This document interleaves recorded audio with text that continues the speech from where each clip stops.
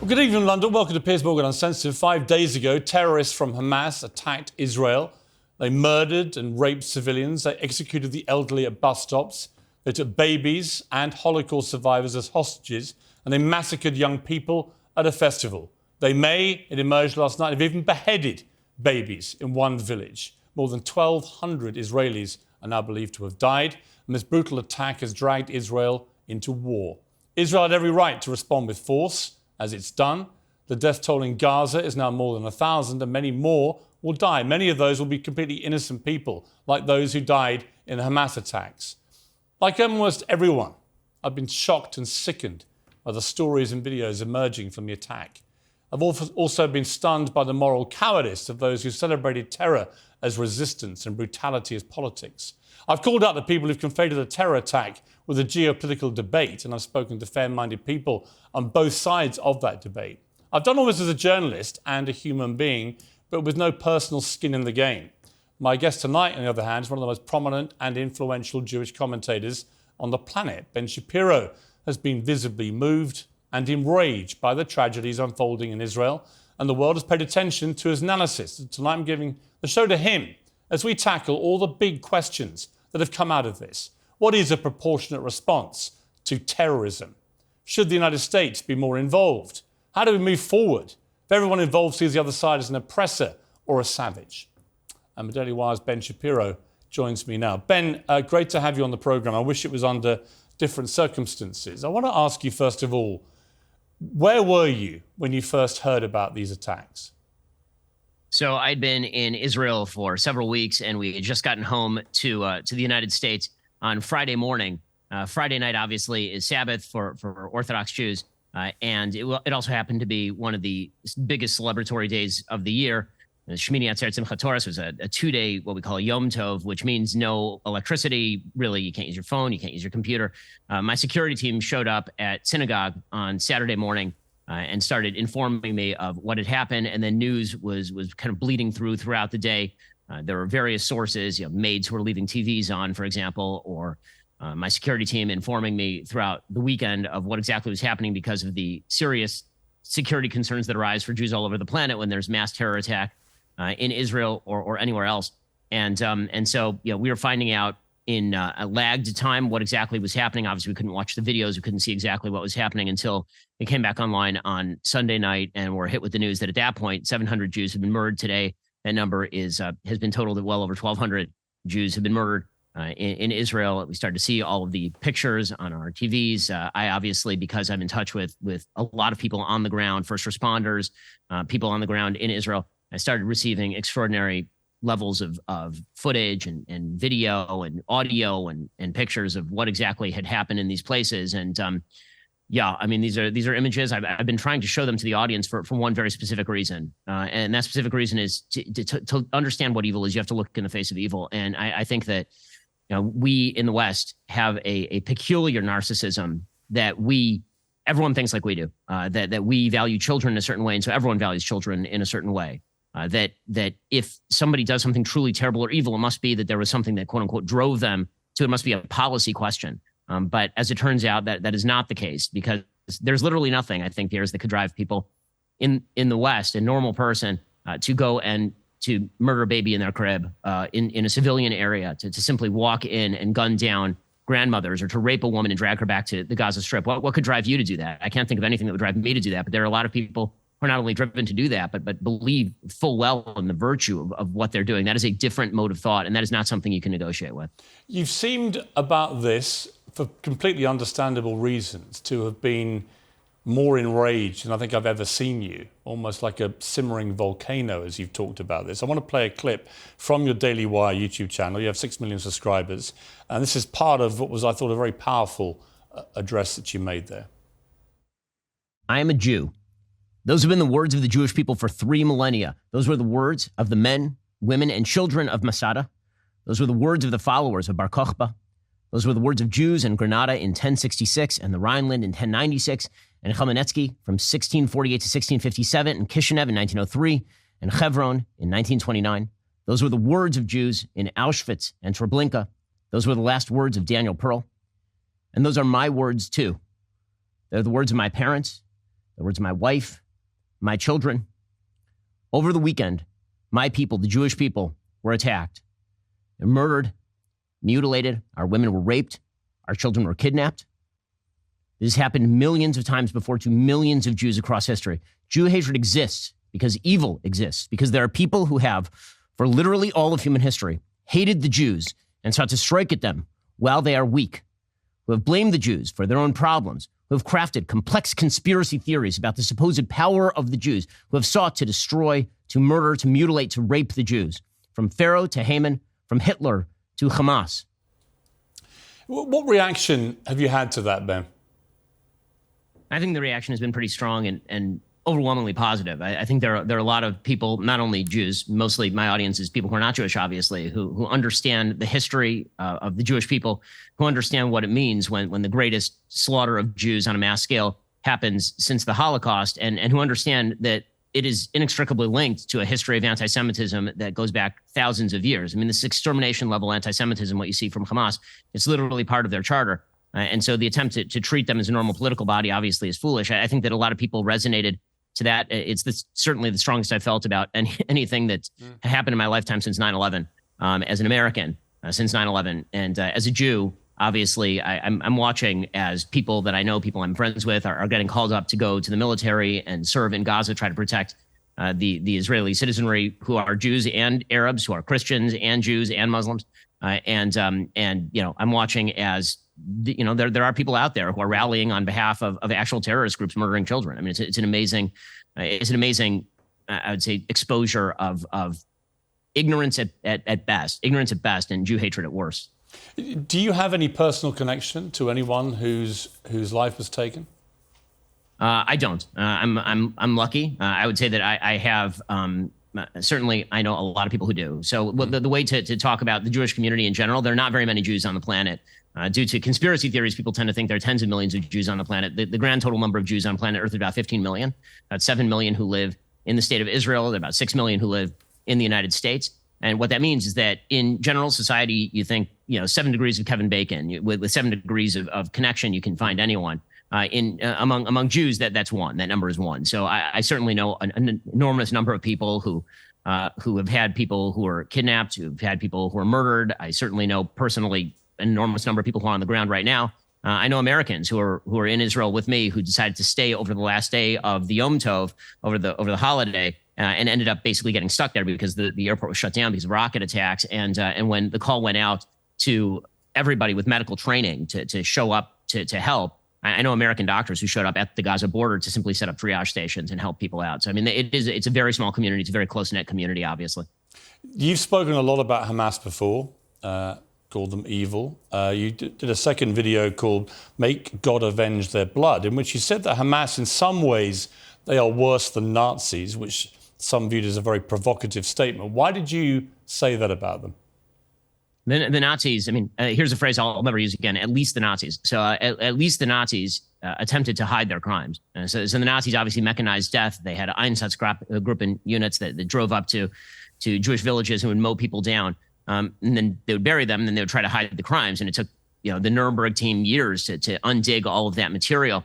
In this particular case, you have Hamas terrorists who are murdering Jews in their beds and then live streaming it and celebrating it and bragging about it and talking about how incredible it is and blasting that sort of stuff out. I mean, the videos that I've been showing on my show, a lot of them are coming directly from Hamas. I mean, it's Hamas that is taking contemporaneous video of this sort of stuff. And that's a whole new level of evil. I mean, to celebrate this sort of stuff, to treat it as a triumph. I mean, I think the thing that people really have to realize here is this is not a military operation. This was not a military operation. I mean, people have compared this to, for example, the 1973 Yom Kippur War. That was an awful moment in Israel's history when it was taken by surprise by the combined Arab armies around it. But that was a military operation with a military objective, which was to seize territory. This is not a military operation with a military objective. This was an operation directed specifically at civilians. And when we see death in Gaza, which we're going to see, and the images are going to be horrifying and terrible, it is important to understand that the reason that is happening is not just because Hamas crossed the border and murdered a bunch of civilians in their beds, but also because Hamas literally hides its weaponry behind civilians. Israel is currently, right now, sending out messages to Gazan civilians, telling them to get out of particular areas. And Hamas is sending out full-scale messages, telling people to ignore those messages and to stay where they are. Hamas is there's a reason why their headquarters were for years located underneath a hospital. I mean, it's what they understand that the West, again, has a peculiar narcissism where we think we would never put our military hardware below a hospital. That'd be insane. And so if Israel blows up a hospital, it must be that Israel's doing that because they're targeting civilians. Hamas knows that. That's why they're doing it. That's why they're doing it. They literally hide their rocket launchers behind apartment buildings in the hope that Israel will strike back and have to kill civilians in the process. Israel cares significantly more about civilian casualties in Gaza than Hamas ever has. There have been so many horrendous images and videos. The poor girl from the music festival taken away on the motorbike was just bone-chilling to watch. I saw something on CNN yesterday with Jake Tapper where he's interviewing the relative of his grandmother, who was murdered, and Hamas posted the video of her being murdered onto her Facebook page so her family would watch it. I mean, when you hear that, it's sort of unconscionable. It's kind of beyond depravity. This is inhumanity.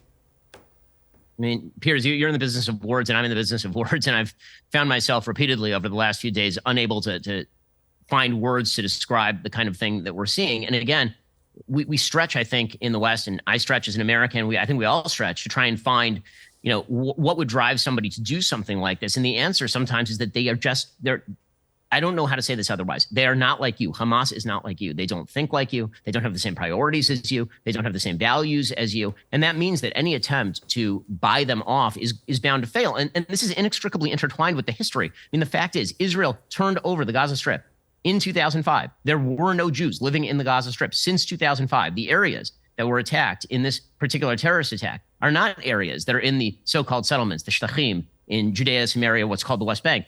That's not the area that was attacked. The area that was attacked has been sovereign Israeli territory since 1947-48. And that territory was attacked from across a border that is entirely controlled by Hamas, which has utilized pretty much every dollar that has flooded into that region over the course of 20 years from America, from Europe, taxpayer dollars that have been used to build up these terror capabilities. And every time there are cement shipments into the area ruled by Hamas, Hamas has used it to build terror tunnels. Pipes that have been sent into the area ruled by Hamas that were meant to build sewage systems have been repurposed and used for rocket tubes. I mean, it's utterly insane. And to try and come up with some sort of territorial solution, this is really just a territorial dispute.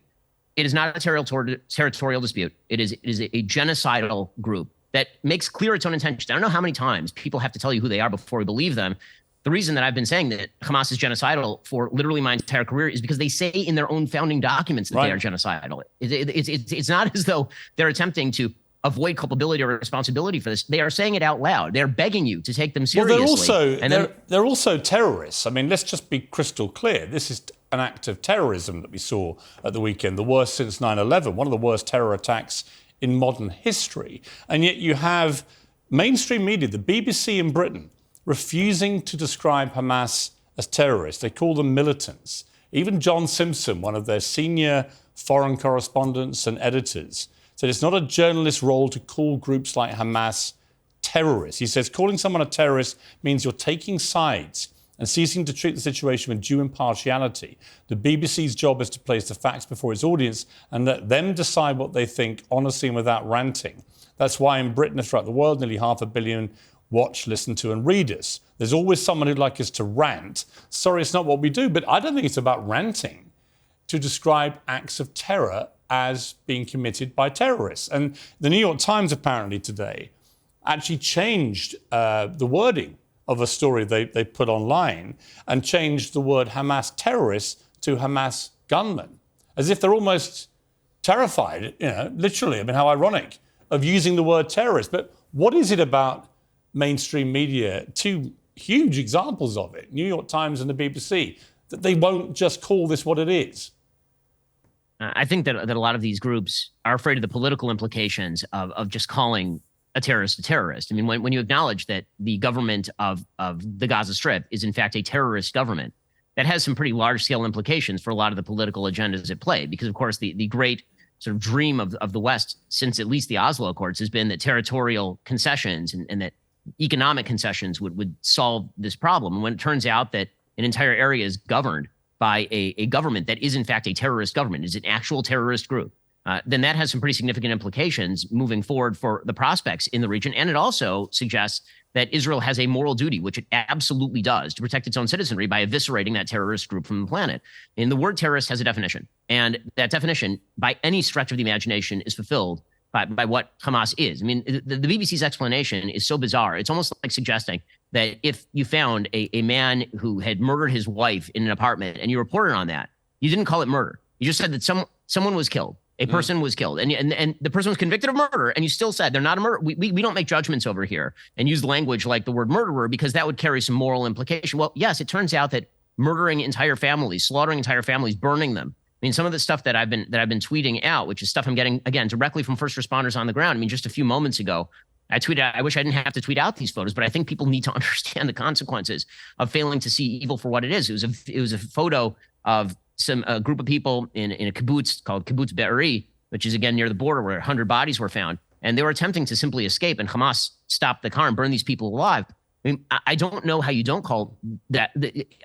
What other goal could you have but to obscure the morality of the situation if you refuse to call things what they are? It boggles the mind. It truly does. I mean, what also boggled the mind for me was Black Lives Matter Chicago, which had a Twitter account with 60,000 followers. They actually posted a caricature image of a paraglider saying, "I stand with Palestine." The paragliders, of course, were the ones who flew in and killed all the people at the music festival. What did you feel when you saw that? I mean, unsurprising, only in the sense that Black Lives Matter as an organization had all sorts of solidarity statements about Palestine going all the way back to the original movement in 2014, 2015. But seeing them actively take up the imagery of an actual terrorist attack, that's what that is. Palestinians are not famous for their hang gliding. And the only reason why that is the image is because literal terrorists use paragliders in order to murder civilians at an electronic dance music festival, by the way, attended mostly by people of the political left. I mean, those are not right-wing Israelis who are dancing at an EDM festival on a Saturday. That's not the way that works. It's only astonishing in either the moral blindness or the anti-Semitism. And at a certain point, the moral blindness becomes the anti-Semitism, because when you are celebrating active Jew murder and you are saying that that's solidarity, that's a pretty incredible thing. I'd also like to point out here that the argument in favor of Palestinian self-determination did not need to be threatened by any of these people. All they could have said is, Hamas does not represent Palestinians. This does not have any implications for Palestinian self-determination. Hamas is a terrorist group, and they ought to be eviscerated, and they ought to be replaced by a better government that could make peace. Like, none of this is particularly hard. The fact that they're lumping together Hamas with the Palestinian cause says an awful lot, and it doesn't say anything good. In one of the videos, you say the only solution is for Israel to annex the Gaza Strip and kill enough sons of bitches to make sure this isn't a problem again. You say anyone who calls for a ceasefire is a terrorist sympathizer under these circumstances. And that got a lot of pushback. I guess this comes to the point of appropriate response. How far do you go? How do you isolate genuine Hamas from perhaps completely innocent Palestinians in Gaza, of which there will be many? One person called you a genocidal warmonger for that rhetoric. And there's a person called Mohammed Hijab in a video called in responding to Ben Shapiro on Israel. He says this. First and foremost, I'll say, yes, we condemn any woman, child, or whatever it may be that's being killed who's Jewish and who's not a non-combatant. But why is it the case, Ben?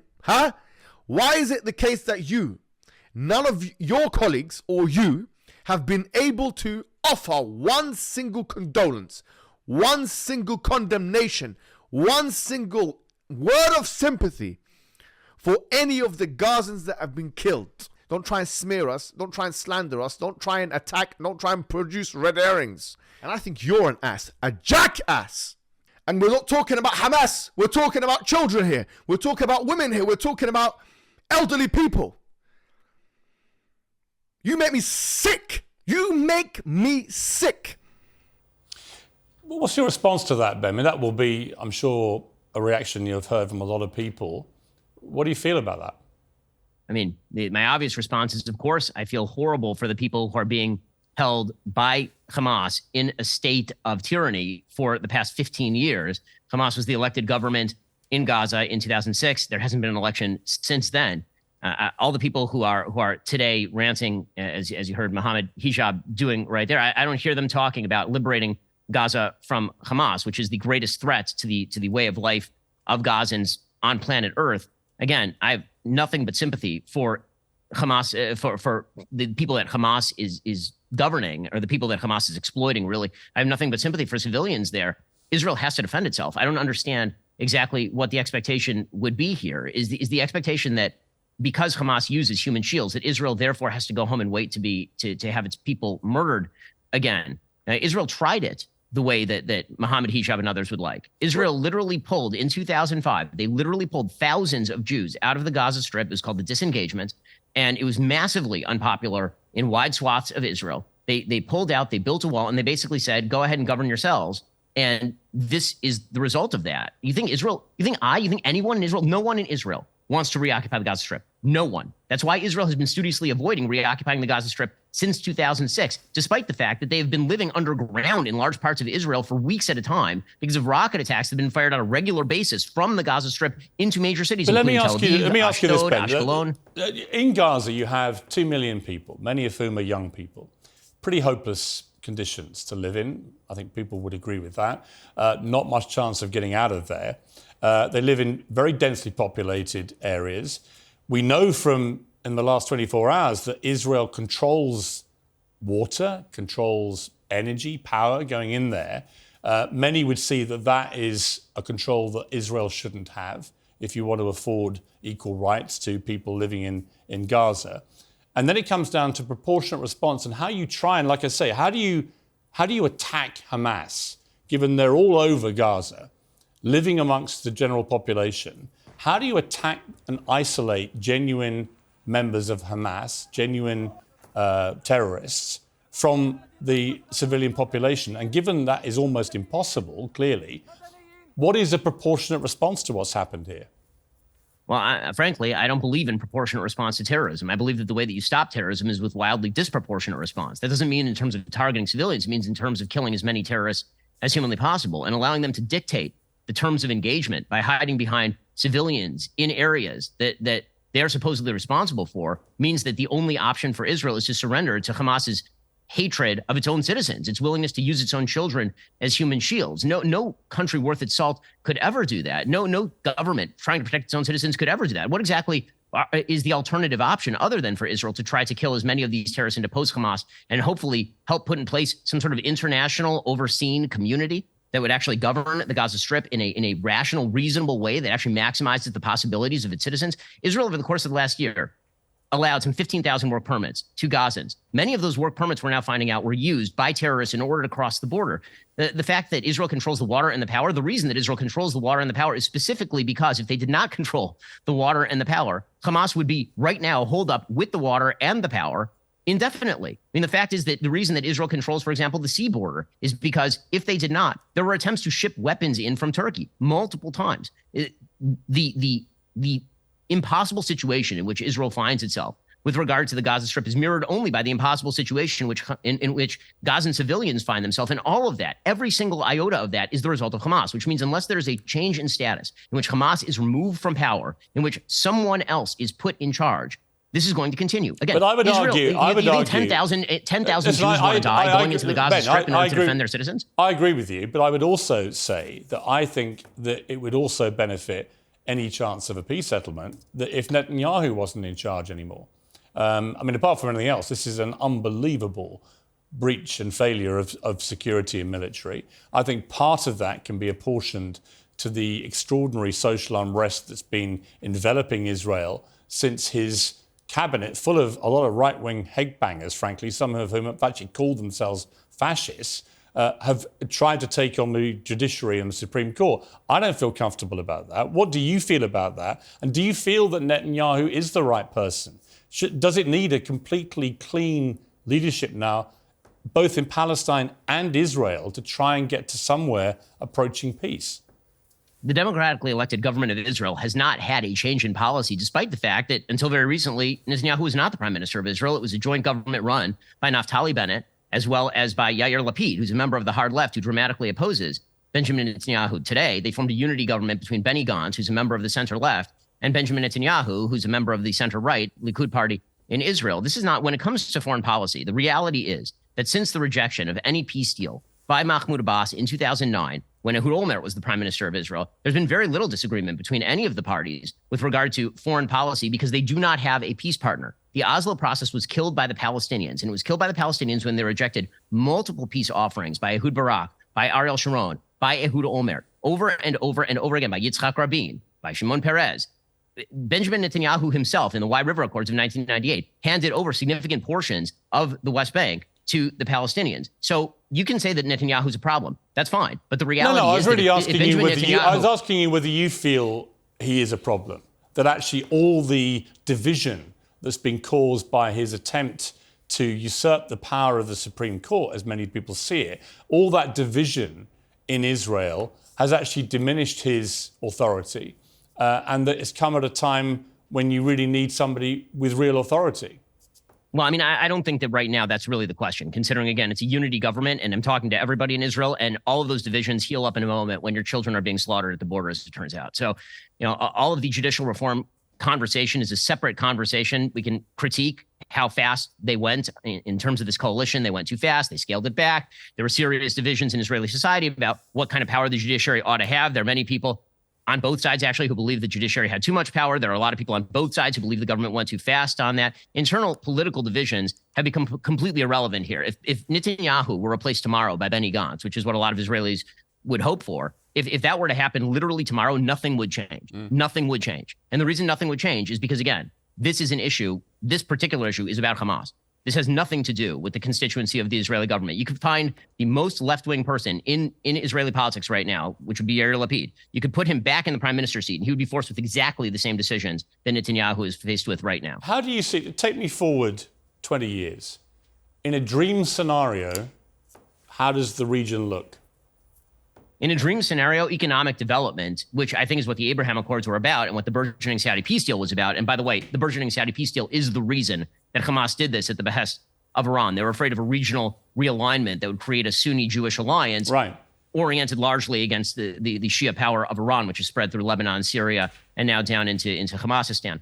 The economic development is the only way to move forward for the region. That was the premise of the Abraham Accords. Again, it was the premise of the nascent Saudi peace deal.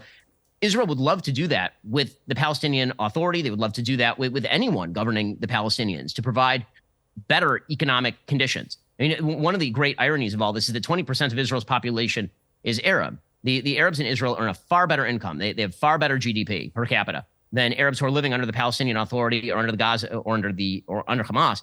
And when you take polls of Israeli Arabs, many of whom are not particularly fond of the state of Israel, almost zero of them wish to actually relocate to any of these areas because economic development is economic development. The way out of this is that, but in order for that to happen, the people on the other side of the table have to actually agree that economic development is a worthwhile thing, is an end goal. And this goes back to the original point that I was making, is that we in the West, we believe that economic development worthwhile, that what we are all seeking is the same sort of peaceful, decent life where we leave each other alone and get to live our lives. I think that we all agree on that. But there's a group of people who absolutely do not agree with that, and they don't care about the level of economic development. They would rather live. I mean, Hamas would rather that its own citizens live in poverty and penury and orient themselves against the extermination of the Jews than that economic development even be allowed to take place. I mean, I know everyone in the Israeli government, I promise you, everyone in the Israeli government, right to left, would love nothing better than economic development of the people surrounding them so they don't have to send their sons and daughters to go fight and die in Gaza. Do you believe in the concept of a two-state solution? I mean, if there were a party on the other side to negotiate with, and if the possibility of a two-state solution was real, sure. I mean, but the question is, how realistic is that? Negotiations cannot be the cure-all. You have to have a partner on the other side of the table. The entire premise of the Oslo Accords is that you could take an actual terrorist by the name of Yasser Arafat. You could negotiate with him. You could make a deal with him, and this would magically cure the situation. Well, a deal is not capable of being cut with literally anyone. That's not the way any of this works. So in order for there to be any sort of long-term peace, including a Palestinian state, there would have to be a complete difference in leadership in these areas. And that would actually require Palestinian moderates to take the floor. The Palestinian Authority is not a moderate group. Islamic Jihad is a terrorist group. Hamas is a terrorist group.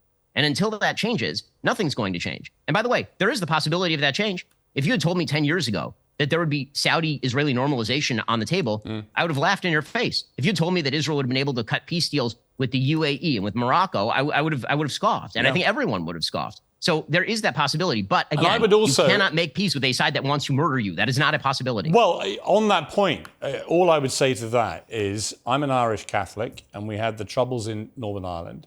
Different circumstances. I'm not going to try and equate the two.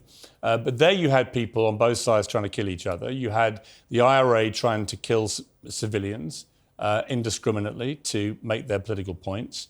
And in the end, a peace deal was achieved, but it was achieved by people sitting down opposite people they knew had been killing civilians and killing people on their side. You even had the Queen meeting Martin McGuinness and Gerry Adams, who were in McGuinness's case, the former chief of staff of the IRA. He ordered some of the most appalling atrocities. The Queen, one of her own relatives, was blown to pieces, Lord Mountbatten, by the IRA, but she still met with them.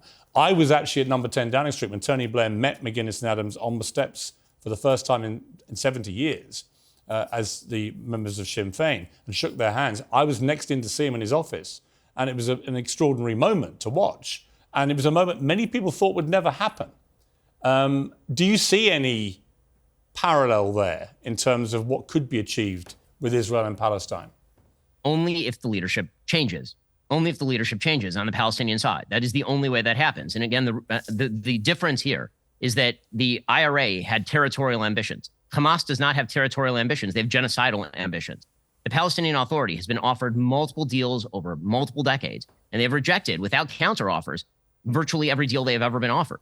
Islamic Jihad is a terrorist group. Again, if the IRA was dedicated to the complete slaughter and eradication of every non-Irish Britisher in the UK, that would be the equivalent of Hamas. And that would not be a negotiating position because, again, could there be successful negotiations? It depends on the partner. Right. I mean, the example that you're using is the best example of sides that are incredibly far apart coming together. But here we are talking about one side that, simple premise, if Israel put down all of its guns tomorrow, every Jew in the region would be slaughtered. If Hamas put down all of its guns tomorrow, Israel would leave the Gaza Strip alone. It is that simple. Let me ask you got into a Twitter spat with Andrew Tate yesterday. He's a converted Muslim. He'd been doing a lot of supportive tweets for the Palestinians. And he tweeted at you at one stage, "Mr. Tough Guy, let me assure you, as someone who's done his own fighting as opposed to excitedly encouraging others to do it for him while sitting at home on a comfy chair, peace is always worth a conversation." What was that spat about? Why did you engage with him? What do you feel about that? Well, what I feel about that is that he was tweeting that immediately, like as terrorists were still running around in southern Israel. That was on October 10th. And he was still tweeting while the bodies were fresh and warm in the streets. Peace is, you cannot make peace with people who murdered your children and burned their bodies. You can't do that. I mean, this rush to Israel, the murder happens and you immediately say, okay, well, guys, now truce, now ceasefire. That is not, no state worth its salt, no government on earth would allow this kind of insanity. No government on earth. And no government on earth would listen to nonsense about how you immediately have to seek peace with a group that seeks your direct extermination. Again, I can't emphasize enough. Israel turned over the Gaza Strip to Gazans in 2005. Hamas has governed the area since 2006. The year is currently 2023. Israel has endured round after round of rocket fire on its major cities for literally almost 20 years. And now the idea is the minute that Gazan terrorists rush through the border and murder people in their beds, that's the time for a peace conversation. That's the time for a peace conversation. By the way, and I'm not going to be lectured on morality and toughness by Andrew Tate, whose great idea of toughness and morality is pimping women and then bragging about it on air and trying to quasi walk it back while simultaneously maintaining many of the same positions and flexing his biceps.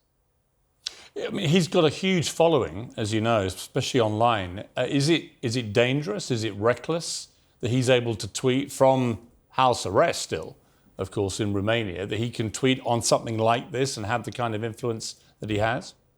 Listen, everyone should be able to tweet whatever it is that they want. I'm all for an open discourse, even with people who I think are dead wrong on a lot of these issues. But Andrew Tate is dead wrong on a lot of these issues. And the particularly ridiculous posturing about being you're very tough when you want people to make peace with terrorists who just murdered their children. Very, very tough.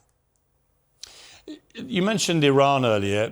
President Biden yesterday came out, 10-minute speech, sounded very tough and very supportive of Israel, but never once mentioned Iran. Was that a failure by him, or are they waiting to establish concrete evidence of Iran's involvement? So I think there's a good reason he could have done that and a bad reason that he could have done that. And the bad reason is pretty obvious, which is that the United States has unfrozen $6 billion in assets to flood into Iran in return for hostages. That money is fungible. And there's every possibility that money flowing into Iran since the weakening of sanctions has contributed to Iran's spread of terror. That is not only a possibility, that's a probability, and everyone knows it. So if you avoid mentioning Iran, then presumably it avoids blowback. That is the bad reason. The good reason might be that the United States wants to take down the temperature in the region. So right now, geopolitically, this is a contained conflict. This is Israel versus Hamas in the Gaza Strip, and everyone of good heart on every side should hope that it remains that way. If Hezbollah, which is on Israel's northern border and is an Iranian client, Hezbollah is a massive and significantly more powerful than Hamas terrorist group that exists and has say in the government of Lebanon. Again, Israel is surrounded on a lot of sides by terrorist groups that masquerade as government. Hezbollah has about 150,000 much more sophisticated rockets than Hamas pointed at northern Israel. Everyone understands that if Hezbollah, which would only do this at the behest of Iran, if Hezbollah were to get in, Israel would then be stretched militarily to the point where they would not have any choice but to go full force. And what that means is that all of the talk right now about the supposed disproportionate force that Israel is using in the Gaza Strip, talk with which I wildly disagree, that will all go out the window, because once you are stretched to the point of extermination, all bets are off. And the Israeli Air Force will have to be unleashed on the southern border of Lebanon. At that point, you would have to imagine that Bashar Assad in Syria starts to get active, Iran starts to get active. So one of the things that the possible good reason why he didn't mention Iran is because he's attempting to keep Iran out of the war. That basically the idea would be, he did say in the speech that any other group that wants to get in, don't. America, to its great credit, to our great credit, we've stationed a battle carrier, an aircraft carrier outside of Lebanon in the Mediterranean, and basically said to Hezbollah that they should not get in. That is, in fact, the best available move. So again, there's a very plausible bad reason why he didn't mention Iran, which is to avoid the blowback from his own idiotic Iran policy. And there's a possible good reason, which is that he's attempting to avoid the broadening of the conflict. Donald Trump says, as he's wont to do with these crises, that it would never have happened if he was president. Do you think that may have some truth? I think there's some truth to that, for sure. I think that Iran has seen weakness. Iran saw an opportunity to prevent the Saudis from coming into the Abraham Accords, and they thought that they could push where they saw mush. I mean, the withdrawal from Afghanistan made America look weak. The continuous dealings between the United States and Iran, despite Iran's openly genocidal intentions with regard to Israel, has made America look weak. The fact that Robert Malley, who is one of the chief negotiators for the United States, was apparently co-opted by Iranian intelligence groups, makes the Americans look particularly weak. And so appearances of weakness in the Middle East matter an awful lot. It is not politics in Western states, where we try to negotiate, we try to have discussions. That is not how politics works in the Middle East. It is a place where strength is really the only coin of the realm. There is a theory that Hamas have done this spectacularly awful act of terrorism deliberately on a scale that would goad Israel into overreacting and spark a much wider war. I mean, I think that there's probably truth to that. I think that Hamas, I think that's what Iran wants. I'm not sure that Hamas wanted that. I think Hamas doesn't want to be wiped off the earth, which they probably will be and ought to be. But I think that Iran's hope was that Israel would have to go in incredibly strong into the Gaza Strip, and this would provide internal pressure in Saudi Arabia to prevent them from forming an alliance brokered by the Americans with the Israelis. I think that was probably the geopolitical reason for that. With that said, that does not mean that Israel has any other choice. Again, if suddenly 1,500 terrorists flooded into Great Britain and proceeded to murder 15 to 20,000 people, because again, Israel's a tiny, tiny country. It has 9 million people. If those numbers were made proportionate, if tens of thousands of people were slaughtered in Britain by a group of terrorists, I doubt that there'd be a lot of British citizens who are sitting around worrying about proportionality or worrying about the geopolitical consequences of protecting their own citizenry. There is an interesting contradiction, I would argue, that a lot of conservatives in America, a lot of Republicans have, including a number of presidential candidates from Ron DeSantis to Trump and others, they have signaled that they would want to severely curtail, if not stop altogether, support for Ukraine, and yet Ukraine was invaded by Russia. A lot of people slaughtered, continue to be slaughtered. Is there not a contradiction there that these Republicans would be full square behind Israel when it happens to them, but not full square behind Ukraine? I mean, yes, there's a contradiction. It depends on sort of what is being said about Ukraine, and it runs the gamut. And some of the candidates that you've talked about have talked about ending aid completely to Ukraine. Some have talked about continuing aid to Ukraine and pursuing some sort of deal with the Russians that allows them to keep part of the Donbass and Crimea, which I think is a completely different story and is an actual off ramp. But yes, anybody who is sympathetic to Russia in the Russia-Ukraine conflict, and then is sympathetic to Israel in this current conflict, that is a bizarre position to take. And again, I think that they're serious. America's a sovereign country. It has its own concerns that are not Israel's concerns, and it has its own concerns that are not Ukraine's concerns, and those zones always line up. But when it comes to a possible contradiction between a completely isolationist position on Ukraine and an interventionist position or a supportive position on Israel, of course, those things could clearly be in conflict. In my own position, by the way, for what it's worth, since as you know, Piers, I do this for a living, my own position on Ukraine has been that the United States should continue to supply Ukraine with the support necessary in order to preserve its government and to preserve its territory. And meanwhile, there need to be serious talks about what exactly an off-ramp looks like in Ukraine, because virtually no one has spelled out exactly what that looks like. And virtually no one believes at this point that Ukraine is going to be able to completely take back both the Donbass and the Crimea region. That is not it's very complicated. Having been Ukraine. to Ukraine and interviewed President Zelensky, and met a lot of people there, and that was quite a while ago. There was an unbelievably steely resolve, and I would say the same resolve that Israel has about ceding any land now to the Palestinians. It's like they just don't want to give an inch of land away to the Russians. That was to a man and woman that I met out there. I have an enormous amount of sympathy for that position. Again, that position does not necessarily dictate American policy any more than Israel's position with regard to, say, the so-called occupied territories, disputed territories, should necessarily dictate America's position on that. There are realistic consequences and concerns to be had on foreign policy. But if the point that you're making is that lack of moral support in an invasion of a sovereign country by Russia is in contradiction with moral support for Israel in this, I would say, yeah, I mean, there's certainly inconsistency there. I mean, the other inconsistency and contradiction, it seems to me, is the reaction of the world when George Floyd was murdered, which was a despicable killing, and the police officer concerned is now serving a life sentence, quite rightly. But that sparked enormous global protests over America, over the UK, everywhere, with people marching in protest at what they perceive to be a racist murder of one person. And yet the reaction within hours of what happened here, where, as we knew at the time, nearly 1,000 people in Israel had been murdered, some in the most utterly horrific circumstances. The reaction was that, yes, there were big protests again, but they weren't really protests, they were marches of celebration. In America, in the UK, they marched down my local high street, celebrating what had happened, pro-Palestinian marches. I found that extraordinary. Jew hatred is a very real thing. It's a very real thing. And we've obscured it with a lot of talk about Zionism and anti-Zionism, and we've obscured it with a lot of talk about geopolitics and context. But in the end, Jew hatred is quite real. And when you see crowds in Sydney chanting, "Gas the Jews," not free the occupied territories, not make a peace deal, gas the Jews, I'm not sure what we're supposed to read into that other than people mean what they say when they say gas the Jews. Yeah, I mean, and that's exactly what they mean. I mean, this is Nazi language. I mean, but as you say, the difference between this and the Nazis tried to keep the secret, whereas this is all in plain sight. I mean, the idea of people doing this in cities like Sydney and London and New York, it's actually terrifying. And I say that again, I'm an Irish Catholic, I'm not Jewish. I feel terrified for Jewish people. Like you say, there's only 15 million Jewish people in the world. It must be, when this kind of thing happens in such an indiscriminate manner, it must be genuinely terrifying for people.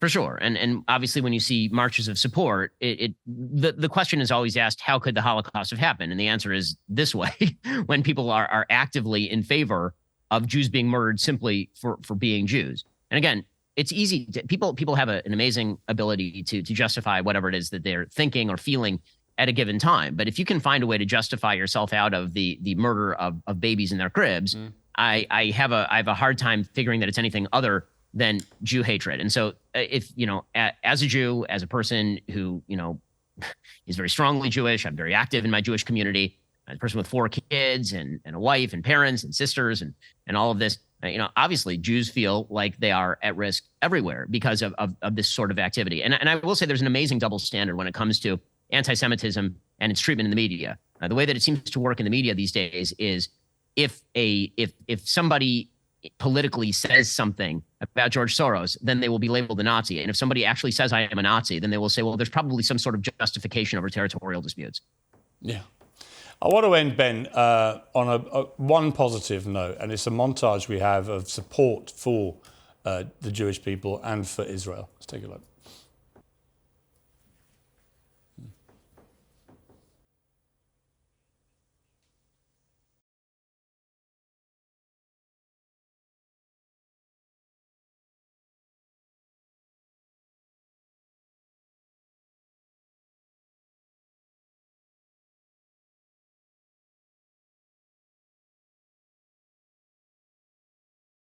So, Ben, that last image was of the Brandenburg Gate, which, of course, we saw back in the 30s with Nazi swastikas all over it. And today the Israel flag is emblazoned across it proudly and supportively. I mean, amid all the Jew hating, and you're right, that's what it is, there's also been an amazing outpouring of support. And that is incredible. And we who are Jews obviously appreciate that. And I would just like to say at the very end here that must be translated into allowing Israel to do what must be done to protect her own citizenry, because goodwill only goes so far as the actual protection of human lives. And if the Jews were to rely on the goodwill of the world over the course of history, it would have gone very poorly for them.